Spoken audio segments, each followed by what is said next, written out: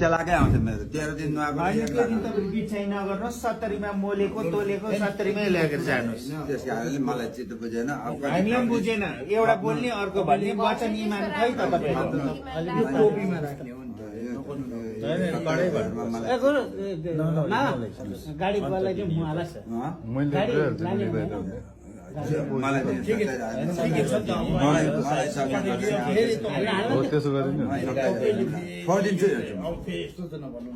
मलाई केही चाहिँदैन तपाईँहरूको लिन आएको होइन म पुण्य कमाउन भाषी मटर बोलाउनु कुरो त सही हो तर हामीले 70 मा कुरो थियो कसले बस्छ अहिलेको जमानामा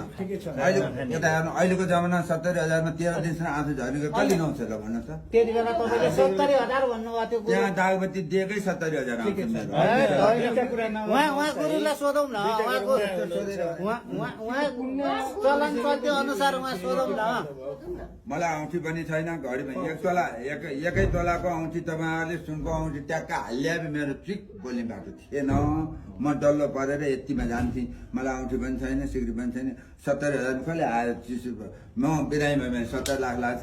मलाई अलिकति थपेर मिलाएर 70,000मा मिलाउनुहुन्छ भने म पैसामा छु ल तपाईँ यो चाहिँ फेरि यस्तो